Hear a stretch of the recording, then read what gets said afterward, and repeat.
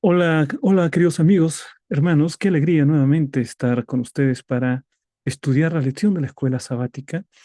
Estamos estudiando durante este trimestre la lección titulada Temas en el Evangelio de Juan. Y en esta semana la lección lleva por título Más testimonios acerca de Jesús.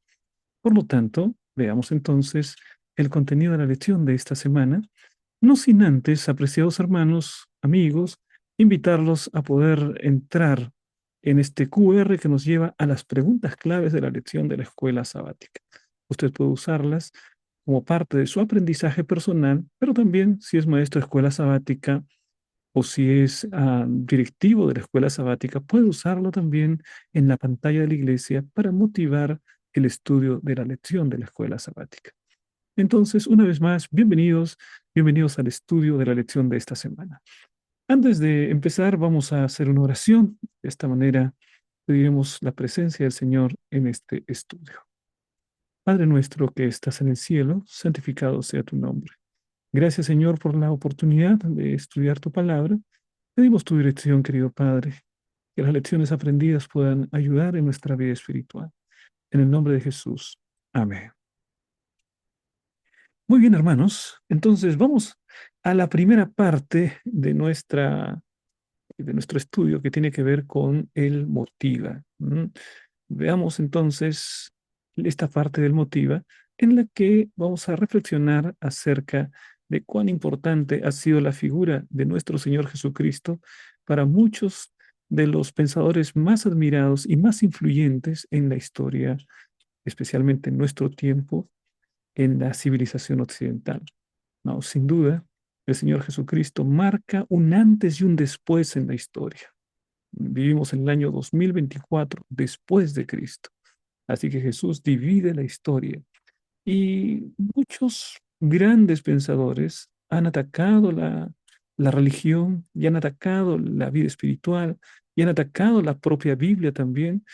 Pero estos grandes pensadores, muchos de ellos también se sienten atraídos por la figura magnética de nuestro Señor Jesucristo. Veamos algunos de estos filósofos, de estos pensadores. En primer lugar, vamos a pensar en Friedrich Nietzsche. Este hombre es famoso por aquella declaración según la cual Dios ha muerto, su compasión por los hombres lo ha matado.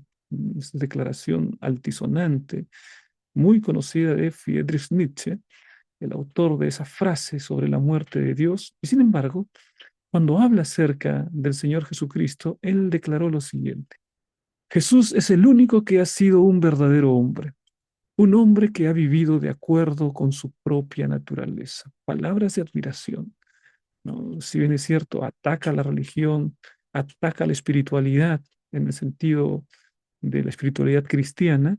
Sin embargo, Friedrich Nietzsche reconoce en Jesús una figura importante, un hombre digno de admirar, alguien que vivió de acuerdo con sus propósitos, de acuerdo con su propia naturaleza. Entonces, esa es la declaración de este hombre, Friedrich Nietzsche, acerca del Señor Jesús. Pero han habido otros pensadores que también han hablado acerca de Jesús. En este caso vamos a presentar a una pensadora, Simone de Beauvoir. Simone de Beauvoir es muy influyente, sobre todo para el movimiento feminista actual.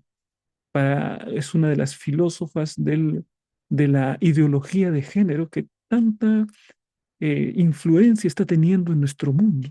¿Mm? Y cuántas veces las políticas públicas están inspiradas en las ideas de la ideología de género, ideas que por supuesto están en contra de la palabra de Dios, ideas con las cuales los cristianos bíblicos no comulgamos, ¿no? Y sin embargo, mira lo que dice Simone de Beauvoir, esta filósofa, acerca del Señor Jesucristo. Jesús es un símbolo de la lucha por la libertad, pero su mensaje ha sido distorsionado por las instituciones que buscan controlar a los individuos. Por supuesto, ella habla mal acerca de la religión organizada, de cualquier tipo de iglesia, de cualquier denominación. Simón de Beauvoir, ¿no? Considera que intentan controlar a los individuos. Pero cuando habla acerca de la figura de Jesucristo, al Señor Jesús lo caracteriza como el símbolo de la lucha por la libertad, como alguien que estuvo dispuesto a entregar su propia vida en aras de un ideal de libertad.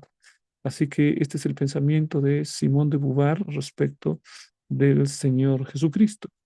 Veamos otro hombre influyente, otro pensador y político conocido llamado Mahatma Gandhi, que llegó a ser un connotado líder de la India y cuya influencia fue determinante para la independencia de la India del Imperio Británico. ¿Qué es lo que dice Gandhi acerca de Jesucristo? La enseñanza de Jesús es la más grande de todas las enseñanzas. Él nos mostró el camino del amor y la compasión. Son palabras también de admiración, ¿no? Habla acerca de Jesús y su enseñanza. Dice que la enseñanza de Jesús es la más grande de todas, ¿no? Aun cuando él es hinduista, llega a conocer la religión cristiana, llega a conocer la figura de Cristo, se siente atraído y admirado por la figura de Cristo, aunque nunca se hizo cristiano. Sin embargo, lo que él manifiesta es una gran admiración por la figura majestuosa de nuestro Señor Jesucristo. Veamos otra declaración, otro personaje famoso. Este sí es un escritor cristiano muy conocido, ¿no? C.S. Lewis, que además también tiene una serie de obras que nos muestran reflexión teológica y filosófica profunda. Él dice lo siguiente acerca del Señor Jesucristo. La vida de Jesús es la vida más extraordinaria que jamás haya existido. Su enseñanza y su sacrificio son el corazón del cristianismo. Esta es declaración de C.S. Lewis cuando habla acerca del Señor Jesús. Otra declaración de Lewis sobre el Señor Jesús es muy interesante, la comparto en este momento también. Él dijo lo siguiente: Jesús es el Hijo de Dios. No hay otra opción. O es un lunático, o es el diablo, o es realmente el Señor. ¿Cuál es el razonamiento que está compartiendo C.S. Lewis? Bueno, lo que le está diciendo es que Jesús no puede ser únicamente considerado como un gran hombre, como un gran profeta, como un hombre de una doctrina moral admirable, como un hombre de una entereza y una integridad, como ningún otro en la historia, tal como pensaban los pensadores, como por ejemplo Nietzsche, ¿no? O como por ejemplo Simón de Beauvoir, que hemos mencionado anteriormente, o como Gandhi, quienes apenas lo aceptaban como un gran hombre y un maestro de moral. Pero C.S. Lewis va un poquito más adelante. Él dice, ¿Jesús tiene que ser el Hijo de Dios o simplemente es un mentiroso o es un lunático? No, no hay otra opción. Yo no lo puedo considerar apenas un buen hombre, porque si lo considero apenas un buen hombre, Jesús hizo declaraciones que cualquier otra persona, si las hace, sería considerada una lunática, sería considerada una persona loca. Por ejemplo, ¿quién dice ser hijo de Dios? ¿Mm? ¿Quién afirma soberanamente, vendré otra vez, resucitaré al tercer día? Si solamente se lo considera un buen hombre, bueno, un buen hombre no diría cosas como esa, ¿no? Tener divinidad, la resurrección, que él sería... No, no, no. Entonces lo que dice C.S. Lewis es lo siguiente: o Jesús es realmente quien dijo que es decir, el Hijo de Dios, o simplemente es un embustero, un mentiroso o un lunático. Así que no puede ser apenas un buen hombre. O es el Hijo de Dios o es un lunático, pero no un buen hombre. Entonces, claro, porque, digamos, solamente un loco podría decir, soy el Hijo de Dios, o voy a resucitar al tercer día. Eso lo podría decir un loco. O realmente tenía razón y él realmente es el Señor que resucitó y que es Dios sobre todas las cosas.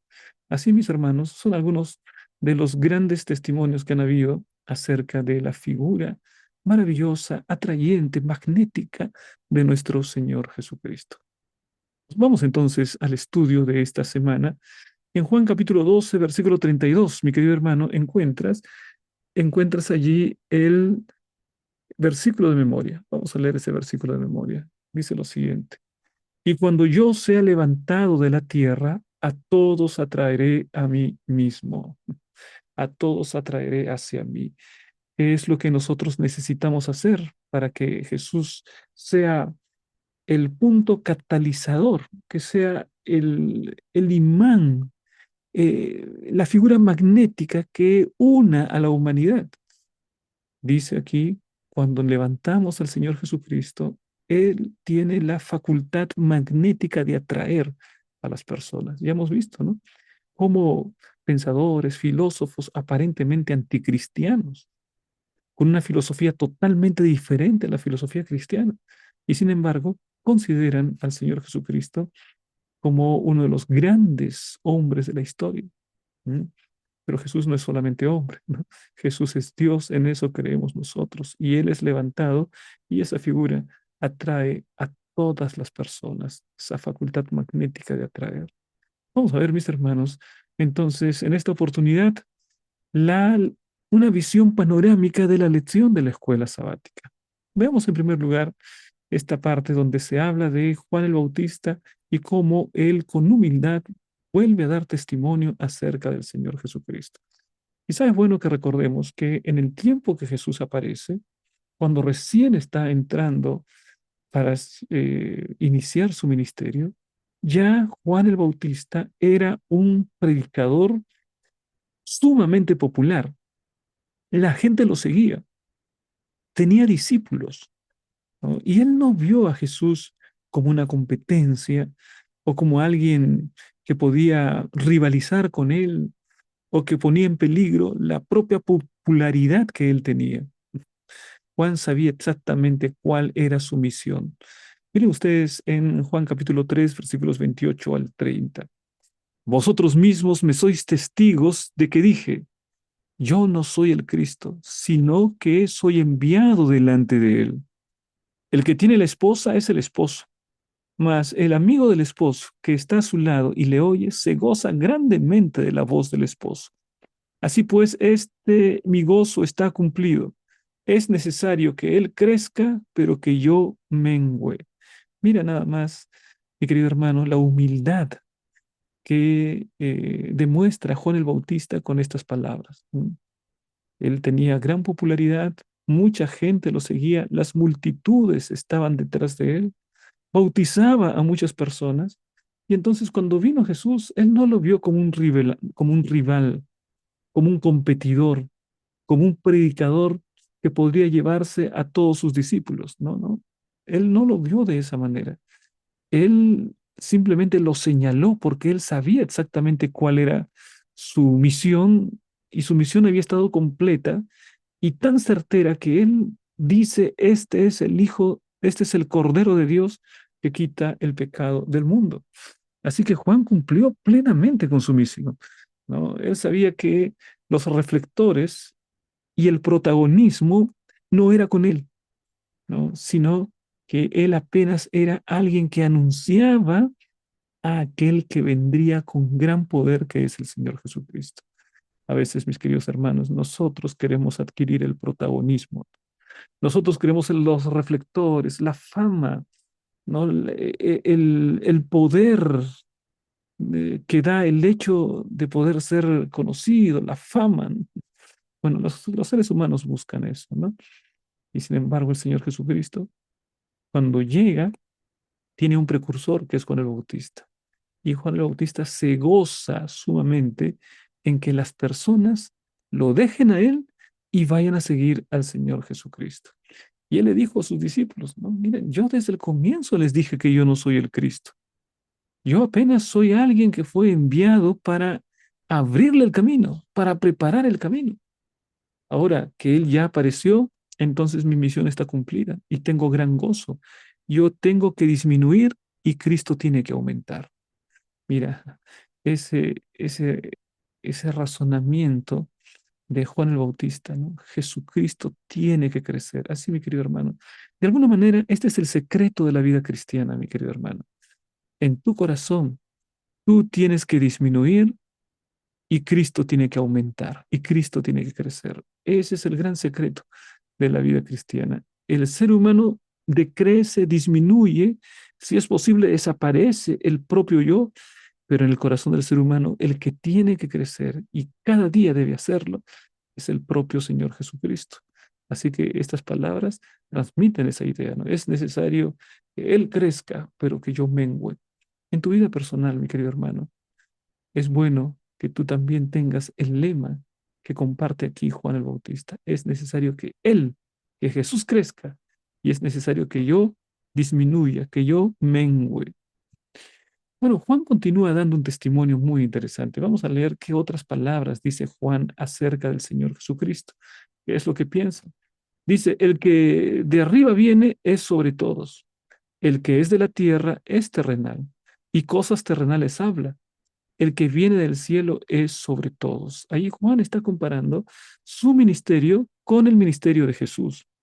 Y está diciendo, Jesús viene de arriba y él tiene mayor autoridad que todos, ¿no? En cambio, yo soy de la tierra, yo soy un ser humano, no soy el Cordero de Dios, no soy el Mesías, yo soy terrenal, así que yo hablo cosas terrenales, pero el que viene de los cielos, que es Cristo, es sobre todos.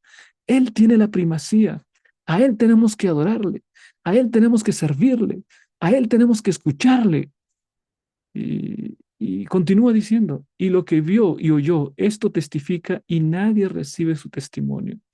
Es efectivamente así, ¿no? A los suyos vino y los suyos no lo recibieron, dice la profecía. El que recibe su testimonio, este atestigua que Dios es veraz. Si recibes tu testimonio, tú en aquel momento estás diciendo que Dios está diciendo la verdad, que está cumpliendo las profecías, que lo que está escrito se está cumpliendo. Por lo tanto, eres testigo de que Dios dice la verdad. Porque el que Dios envió, las palabras de Dios habla. Está describiendo el ministerio de Jesús. ¿Cuál era la característica? Hablaba la palabra de Dios. Pues Dios no da el Espíritu por medida. El Padre ama al Hijo y todas las cosas ha entregado en su mano. El que cree en el Hijo tiene la vida eterna, pero el que rehúsa creer en el Hijo no verá la vida, sino que la ira de Dios está sobre él. Bueno, finalmente ahí Juan el Bautista reconoce la importancia y el protagonismo que debe tener el Señor Jesucristo. Él viene de arriba, Él enseña la palabra de Dios, a pesar que no quieren recibir su testimonio, pero evidentemente Él habla por el Espíritu de Dios, porque ha recibido el Espíritu sin medida. El Padre ama al Hijo. Todas estas declaraciones son testimonios que Juan el Bautista da acerca del Señor Jesucristo. ¿Mm? Entonces, ese es el testimonio de Juan, mis hermanos. Claramente, él reconocía a Jesús como superior a él y al ministerio de Jesús como más importante que su propio ministerio. Habría sido muy fácil que Juan cediera a los celos, claro, porque vinieron un grupo y le dijeron, mira, allí hay otros que Jesús está bautizando más personas que tú. Y entonces Juan podría haberse llenado de celos, ¿no? Pero no lo hizo. Juan entendió plenamente que su misión no era estar en el centro ni ser el protagonista, sino que su misión era ceder el protagonismo a Jesús, señalarlo como el Cordero de Dios que quita el pecado del mundo. Esa era la misión y cumplió a cabalidad con su misión. Él jamás pretendió ser el Cristo. Sin embargo, él cumplió fielmente con la tarea que le tocaba. Sabía cuál es su misión. Mi querido hermano, qué importante es saber para qué hemos venido a este mundo. Qué importante es poder descubrir cuál es la misión que tenemos en este mundo. Si hay una misión importantísima para el cristiano y que nunca debes olvidar, mi hermano, es que nosotros hemos venido a este mundo y hemos entrado el camino de la vida cristiana para poder poco a poco ser semejantes a Jesús, para aprender a reflejar el carácter de Cristo. Este es el gran propósito que Dios tiene para nuestra vida, la gran meta que el Señor tiene para nuestra vida. Veamos entonces, mis hermanos, la siguiente parte de la lección de la escuela sabática, una nueva concepción acerca del Mesías. Cuando Jesús vino, había una mala comprensión de cuál sería el rol del Mesías, la función del Mesías, la naturaleza del Mesías, ¿no? El pueblo israelita, por más que muchas veces había leído la palabra, había recibido muchos profetas. Vino Isaías, habló acerca de Jesús. Vino Jeremías, habló de Jesús. Miqueas, Daniel, incluso Daniel colocó la fecha de la aparición de Jesucristo. Y sin embargo, con tantos datos que en el Antiguo Testamento se tiene acerca de Jesús, cuando Jesús vino, los suyos no lo recibieron, dice la palabra. Veamos entonces esta nueva concepción. Aquí encontramos lo que dice Juan el Bautista, porque Juan el Bautista recibió la orden divina de que tenía que bautizar a aquellos que se arrepintiesen, ¿no? Y él los bautizaba con bautismo de arrepentimiento. Pero ese mismo espíritu que lo llamó para poder predicar y bautizar, le dijo lo siguiente: mira, en algún momento de tu ministerio aparecerá alguien, una persona, un ser extraordinario, diferente. Tú vas a darte cuenta de quién es Él cuando veas que el Espíritu Santo desciende sobre Él. Cuando veas que el Espíritu desciende sobre Él, sabrás que este es el Mesías. Lo reconocerás. Y entonces eso es lo que dice la palabra, ¿no? Y yo no le conocía, dice Juan, hablando acerca de Jesús. Pero el que me envió a bautizar con agua, aquel me dijo, o sea, quien lo mandó a bautizar, también le dijo lo siguiente: sobre quien veas descender el Espíritu y que permanece sobre él, ese es el que bautiza con el Espíritu Santo. Y yo le vi, o sea, yo lo vi a Jesús y he dado testimonio de que este es el Hijo de Dios. Ciertamente dio testimonio, porque en el momento del bautismo vio efectivamente que el Espíritu Santo descendía corporalmente en forma de paloma cuando Cristo fue bautizado. Entonces esa fue la señal y ahí reconoció y ahí dijo, este es verdaderamente el Hijo de Dios. Qué manera, mis hermanos, de poder comprender la palabra de Dios. Sabes, a veces hay muchas malas interpretaciones, hay una mala comprensión de lo que dice la Biblia. Es por eso que tenemos dos grandes principios: principio de sola escritura y principio de toda escritura. ¿Quieres comprender la Biblia? El primer principio te dice que la Biblia se explica a sí misma. Una parte de la Biblia que no entiendes, encontrarás otra parte de la Biblia que te ayudará a entender esa parte que no entiendes. Entonces, ese es el principio de sola escritura, que la Biblia es su mismo intérprete. Pero hay otro principio que se llama de toda escritura. ¿Qué significa el principio de toda escritura? Que debemos recibir toda la enseñanza de la palabra. No apenas una parte, toda la enseñanza de la palabra. Ahora vamos a ver cómo Juan va cumpliendo este testimonio. Miren lo que dice allí, Juan capítulo 1, versículo 33 y 34. El siguiente día, otra vez estaba Juan y dos de sus discípulos, y mirando a Jesús que andaba por allí, dijo: he aquí el Cordero de Dios. Juan señala y da testimonio: este es el Cordero de Dios. Reconoce en Jesús al Cordero de Dios. Y esto tiene implicancias litúrgicas, ¿no? Porque en el antiguo Israel el Cordero era el animalito por el cual, con su muerte, el pecador podía experimentar la dicha del perdón. ¿Mm? Ahora, este Jesús es el verdadero Cordero. ¿Mm? Y entonces aquí aparece, y esto dice la palabra. Daniel 7:18. Después recibirán el reino los santos del Altísimo. Bueno, ¿cuál era la mala comprensión que se tenía acerca del Mesías? Pensaban que era un Mesías militar, un Mesías político. Todos los judíos en su mente, en el imaginario popular, el Mesías sería un gran caudillo. Derrotaría a los romanos, a los griegos, a los partos, ¿no? A todos los enemigos de Israel.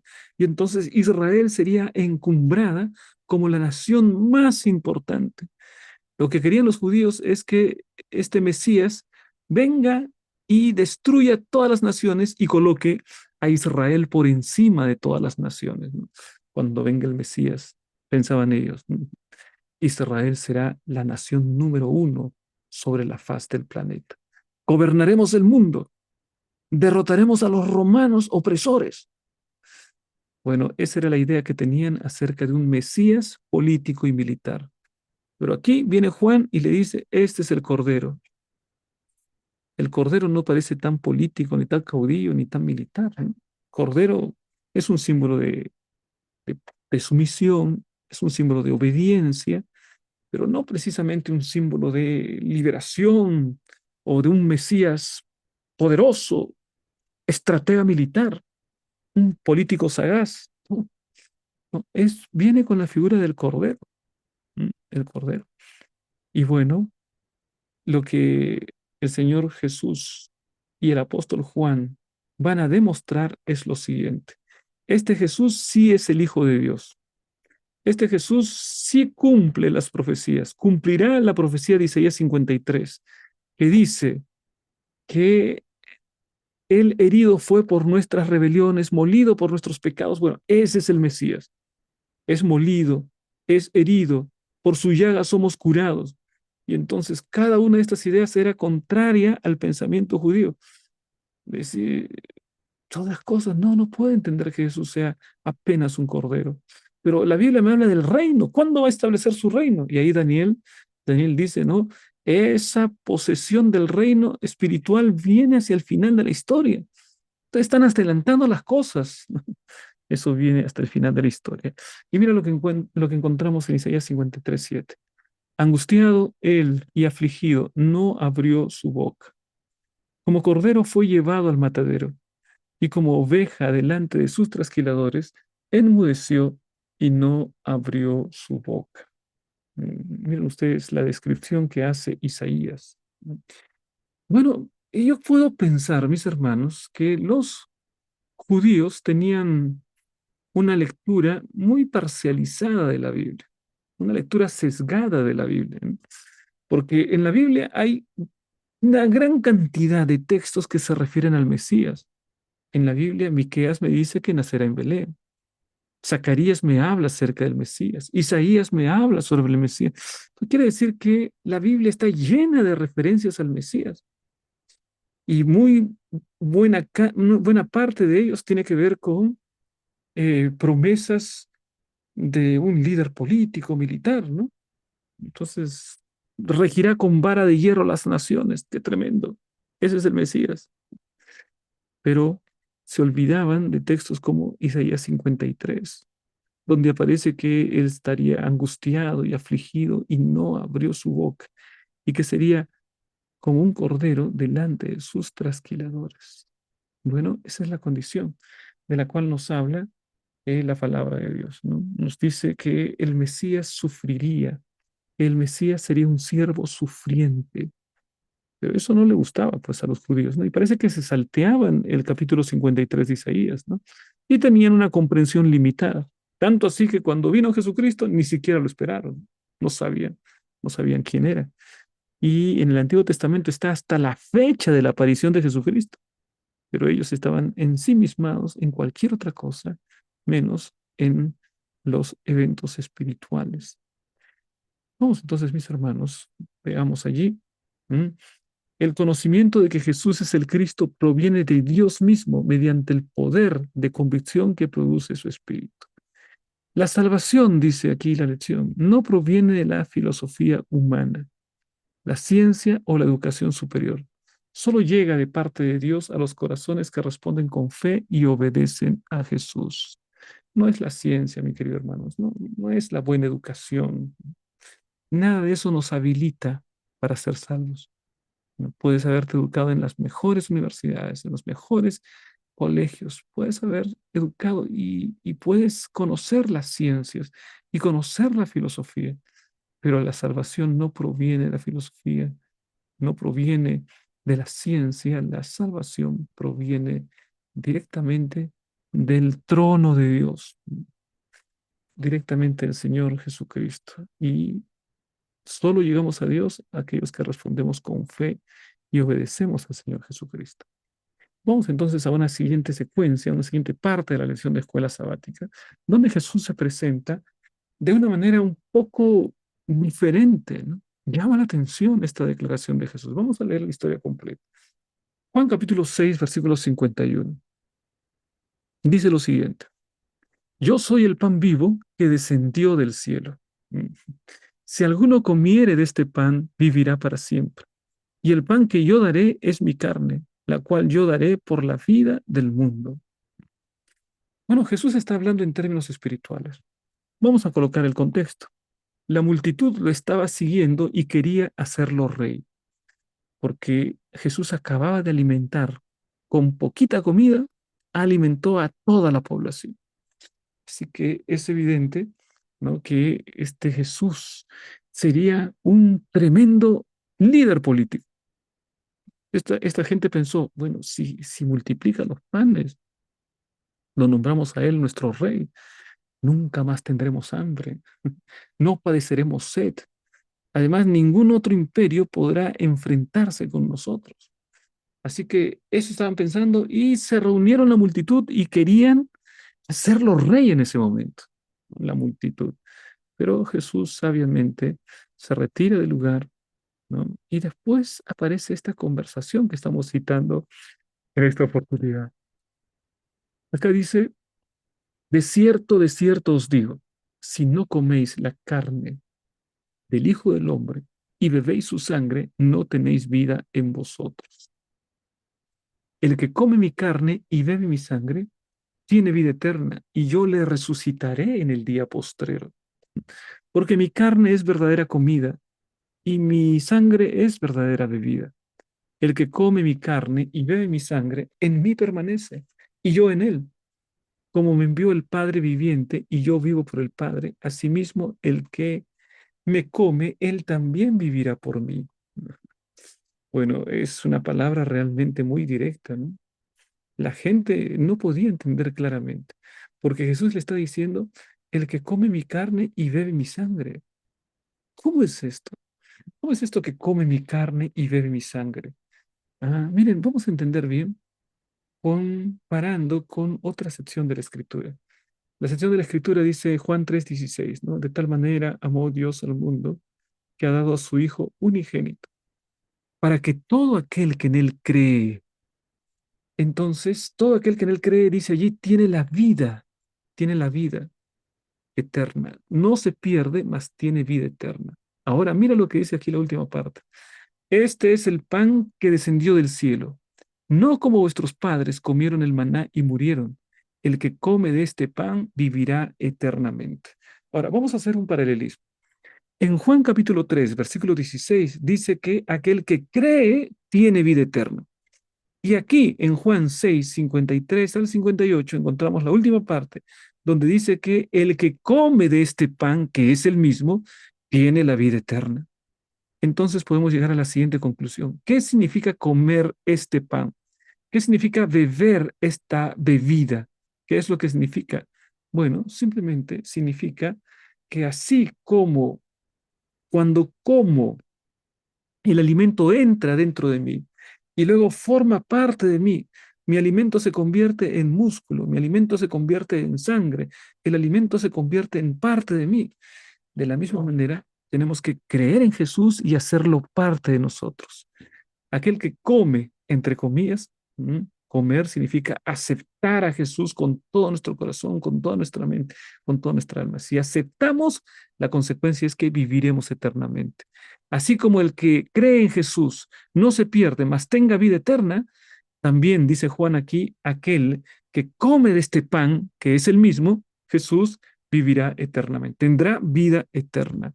Quiere decir entonces que comer del pan y creer en Jesús es la misma cosa, porque ambos tienen como consecuencia que viven eternamente. La consecuencia, el mandato es la vida, la eterna recompensa. Ahora vamos a ver otro versículo que pasó, porque realmente el mensaje estaba bastante duro, ¿no? ¿Cómo es esto de comer la comida, comer la sangre, comer el cuerpo de Jesús? Habían algunos judíos literalistas, tan literalistas que no descubrieron que no descubrieron lo que Jesús quería decirles. Y entonces dijeron, pensaron así, quiere que comamos su carne y su sangre, pero eso está en contra de la ley de Moisés. Entonces muchas personas ya no andaban con él. Muchos discípulos dejaron de seguirlo porque Jesús les había dicho claramente, no, no soy un caudillo militar, político, soy simplemente el pan que fue enviado por Dios, ¿no? Es decir, soy aquella persona salvación que ha venido a este mundo, que si tú crees en mí, tendrás vida eterna. Yo soy el pan. Si tú comes, si tú me comes, ya que yo soy el pan, entonces tendrás vida eterna. Entonces, comer a Jesús significa creer en Jesús, permitir que Él haga parte de nuestro cuerpo, de nuestros músculos, ¿no? Porque la comida se transforma en músculo, se transforma en sangre, se transforma en tejido. Así que comer a Jesús significa tenerlo dentro de nosotros. ¿Mm? Significa que Él es el que gobierna nuestra vida. Eso significa comer a Jesús, creer en Él. Y entonces la gente se iba, ¿no? Jesús no va detrás de la gente para decirle, no se vayan, quédense todavía conmigo, espérense. No es realmente que ustedes tienen que comer la carne y la sangre, no, no, no. Jesús no corre detrás de las personas que se querían ir, sino que Él incluso les dice a los discípulos, ¿no? Hay una pregunta ahí que el pobre Pedro no sabía cómo responder, ¿no? Y finalmente Pedro mismo respondió, Señor, ¿a dónde iremos, Señor? Tú tienes palabras de vida eterna. ¿Dónde vamos a ir? Ya mi vida sin ti, pensaba Pedro, no tiene sentido. Ya mi vida sin tu presencia no sirve para nada.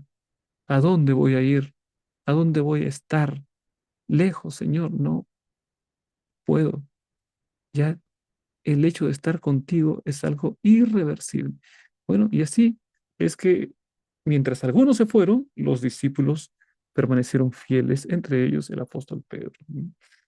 Los discípulos llevaban bastante tiempo viajando con Jesús, viendo sus milagros y escuchando sus sermones. Sabían por experiencia que no había nadie como él. Lo habían visto. No habían visto a nadie haciendo lo que Jesús hacía. Se apoderó de ellos la convicción de que, por insólitas que fueran algunas situaciones, y por mucho que todavía no comprendieran acerca del propósito de su venida, este hombre era el Mesías. Solo después de su muerte y su resurrección comenzaron a entender por qué había venido al mundo. Todavía el prejuicio de la idea de un líder conquistador estaba en la mente de los discípulos también, ¿no? Querían hacer un reino y ellos ser los primeros en el reino. Ya varias veces estaban repartiendo los cargos, ¿no? Peleando, varias veces. Yo primero, no, tú primero, no, yo primero, no, juntos primero. Bueno, qué monotonía de la raza humana, ¿no? El hecho de siempre estar pensando yo, yo, en mi lugar, desde mi punto de vista, mm, yo creo, yo pienso, yo. Bueno, el yo. Entonces, qué difícil, mis hermanos, es que realmente aprendamos nosotros a considerar a Jesús como aquel que tiene que crecer dentro de nuestro corazón y a nuestro yo como lo que tiene que disminuir dentro de nuestra vida. Vamos a ver otro testimonio. Este testimonio ya es un testimonio del Padre. ¿En qué momento? Hay varios momentos en los que el Padre da testimonio acerca del Hijo. Por ejemplo, en el bautismo. Por ejemplo, en la transfiguración. ¿Mm? Mira lo que declara Jesús en Juan 5:36. Mas yo tengo mayor testimonio que el de Juan, porque las obras que el Padre me dio para que cumpliese, las mismas obras que yo hago, dan testimonio de mí, que el Padre me ha enviado.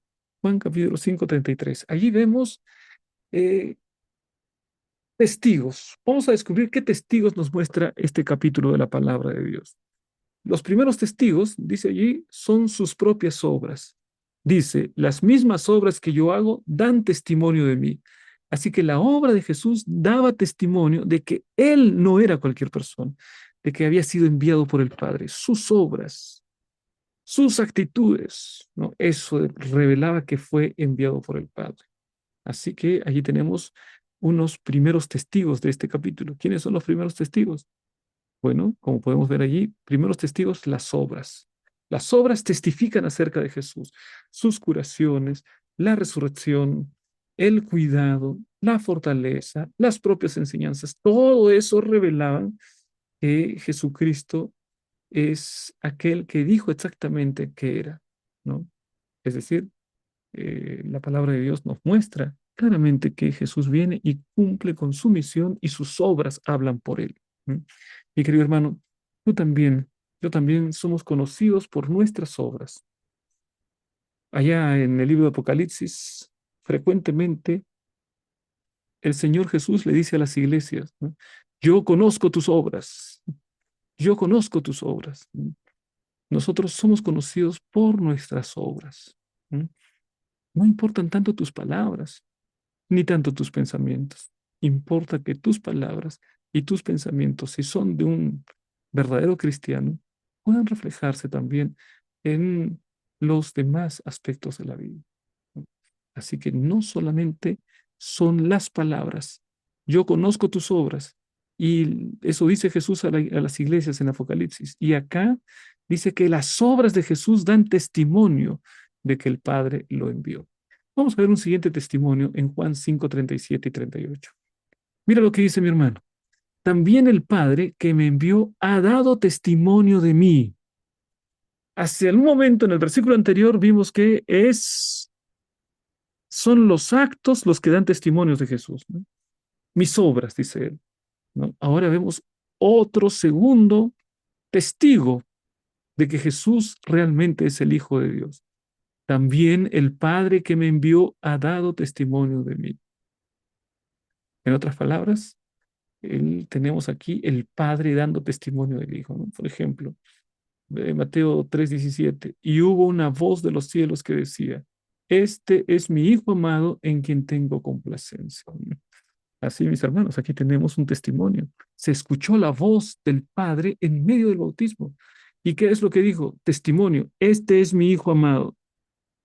Listo. Ahí está el testimonio del Padre. Y en el jardín del Getsemaní y luego también en el monte de la transfiguración, Jesús recibe ese testimonio directo con el Padre. Por supuesto, también el Padre acompañando ese momento triste de la captura, del enjuiciamiento falso, ajusticiamiento, ¿no? De la condena, de la muerte de Jesús, pero finalmente de su resurrección. Bueno, mis hermanos, en Juan 12:28 también, Padre, glorifica tu nombre. Entonces vino una voz del cielo, lo he glorificado y lo glorificaré otra vez. ¿Cuál es el momento de gloria del Señor Jesucristo? Según la palabra de Dios, ¿cuál es el mayor momento de gloria? Bueno, Jesús tuvo muchos momentos altos, ¿no? Podríamos considerar de modo glorioso, por ejemplo, en la palabra de Dios encontramos cuando Jesús resucitó muerto, cuando Jesús predica el Sermón del Monte, cuando Jesús es a los 12 años invitado a debatir con los grandes maestros de Israel. Debatir, un niño de 12 años hablando de teología. Así que lo que encontramos, mis hermanos, que Jesús tuvo muchos momentos altos de gloria, de agradecimiento, de admiración, sí. Pero ¿sabes cuál era la mayor gloria de Jesús? Obedecerlo hasta las últimas consecuencias. Si tenía que pasar por la cruz, era obediente a su propio Padre, porque él conocía exactamente su misión y además porque sabe que si nosotros obedecemos plenamente a Dios como Jesús lo hizo, en esa obediencia a Dios encontramos una manera de glorificarlo a Dios, ¿no? Entonces, por eso es que la mayor gloria del Señor Jesucristo es la cruz del Calvario, es la resurrección, el plan de salvación por ti y por mí. Qué noticia tremenda, maravillosa, ¿no? Como ya hemos visto, la hora de gloria de Jesús es la cruz. Por lo tanto, el testimonio del Padre en favor de Jesús apunta al gran sacrificio del Cordero de Dios por los pecados del mundo. La cruz es la culminación de su ministerio terrenal. Su muerte en nuestro favor pagó la deuda completa por nuestros pecados. Gracias a Él, por la fe, ya no tenemos que afrontar esa deuda. La deuda ha sido pagada por Cristo en la cruz del Calvario. Pero aquí está diciendo algo sumamente interesante, ¿no? Está diciendo que la hora de gloria de Jesús es la cruz. Y ahora nosotros somos invitados, mis hermanos, para poder glorificarlo con nuestra vida, con nuestras palabras, con nuestros recursos, todo para la obra del Señor. Vamos ahora, mis hermanos, al testimonio de la multitud. ¿Qué tenía que decir la multitud, no? El último gran día de la fiesta, Jesús se puso en pie y alzó la voz diciendo, si alguno tiene sed, venga a mí y beba. El que cree en mí, como dice la Escritura, de su interior correrán ríos de agua viva. Ahí hablas de Jesús, ¿no? Ríos de agua viva. Está dando testimonio de quién era él. ¿Mm? Y él dice, si alguno tiene sed, venga a mí y beba.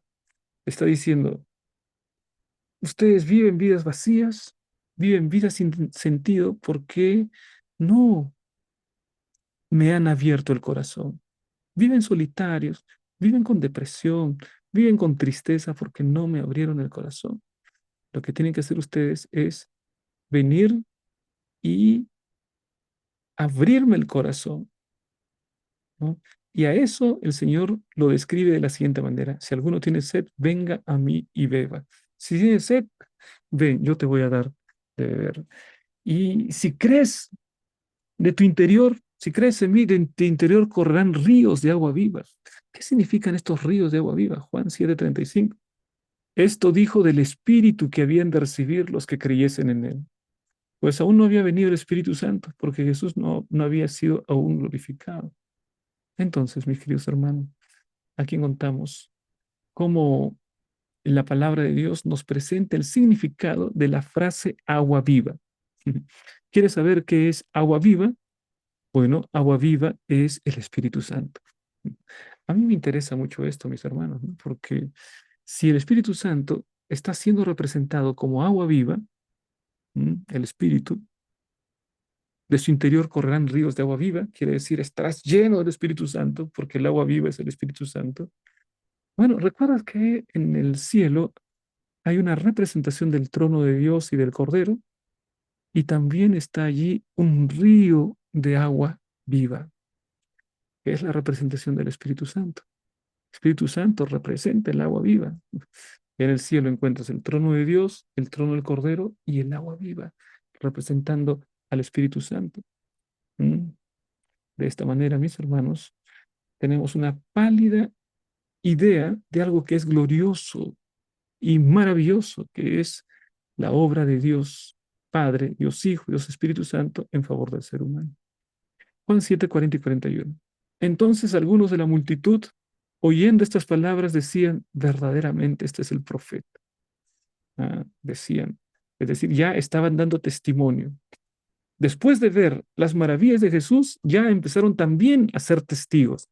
Entonces, no solamente las obras de Jesús hablan, no solamente habla el Padre, ¿no? No solamente la Escritura me habla acerca de Jesús, sino que hasta la multitud también habla de Jesús y dice, verdaderamente este es el profeta. Otros decían, este es el Cristo. Y había una polémica porque algunos decían, de Galilea ha de venir el Cristo. Alguna gente que leía, ¿no? Y que había visto en Miqueas. En Miqueas se dice que Cristo vendrá en Belén, pero dice, de Galilea va a venir el Cristo. Entonces parece que algunos no sabían ese dato importante según el cual desde Belén Adán y Eva tuvieron que huir a Egipto. Pero aquí encontramos, mis hermanos, es sumamente interesante, ¿no? Cómo eh, algunas personas se hacen esa pregunta, ¿no?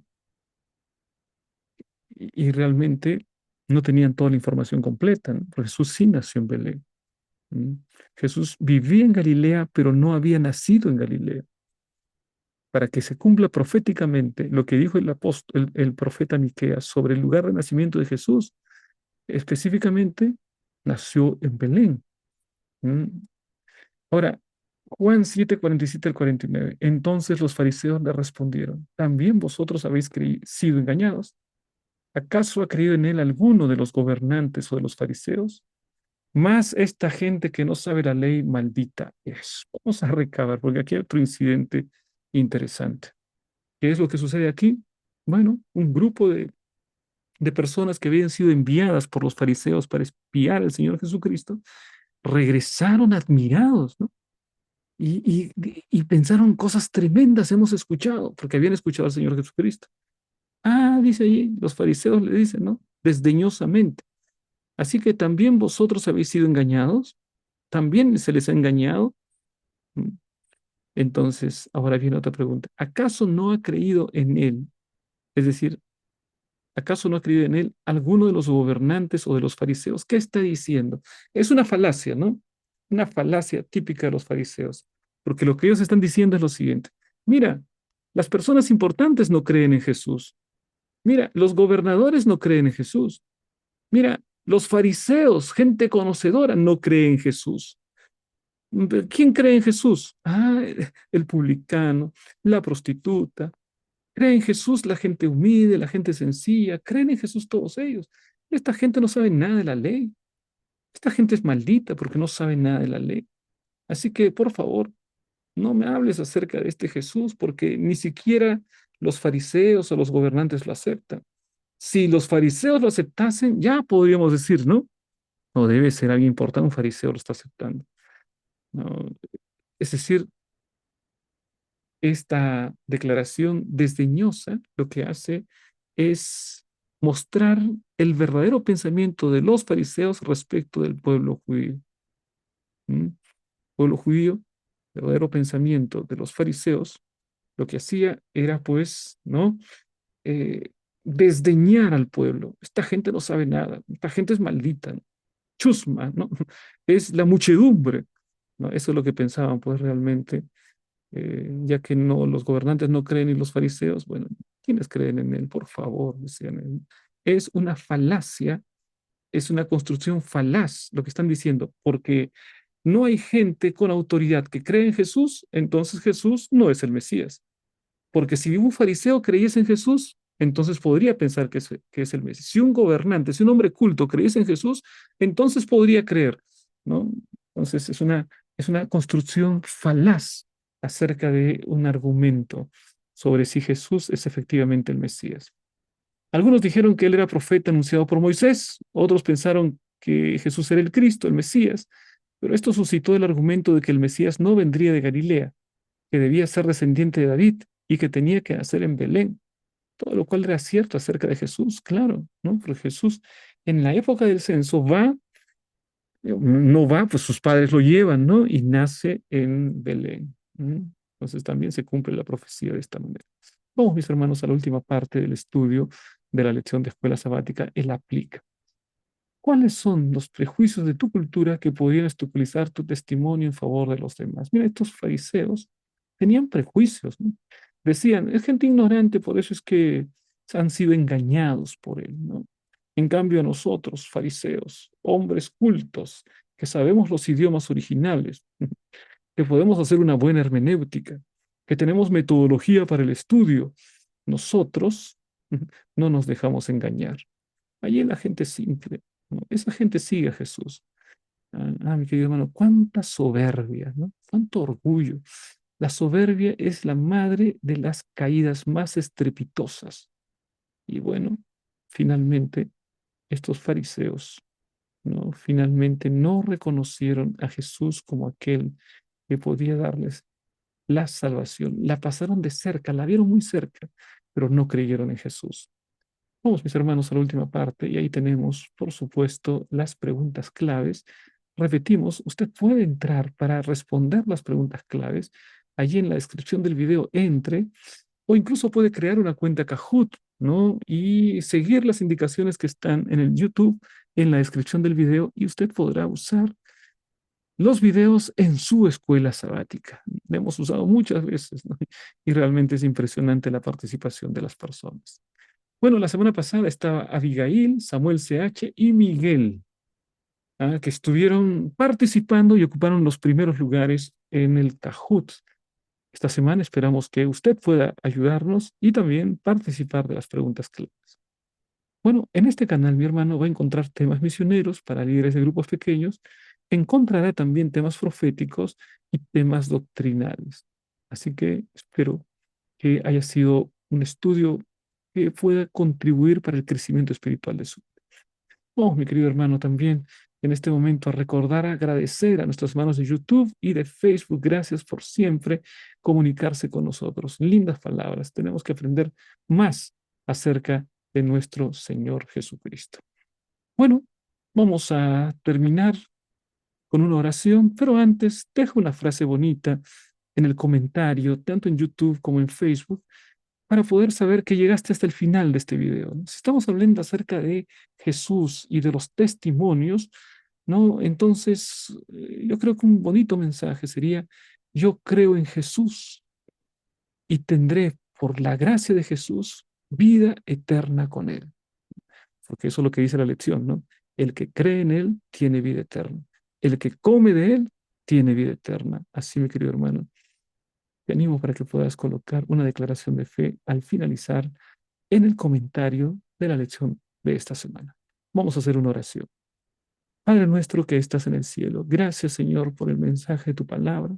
Gracias porque pudimos estudiar esta lección y pedimos Señor que seamos victoriosos cada día más frente a la tentación, frente al pecado, frente a la disolución moral de nuestro tiempo. Podamos, querido Padre, ser personas que cada día estén más cerca de Jesús. Querido Padre, agradecemos estas bendiciones en el nombre de Jesús. Amén. Muy bien, amigos, nos vemos entonces la próxima semana para continuar estudiando la palabra de Dios. Dios les bendiga.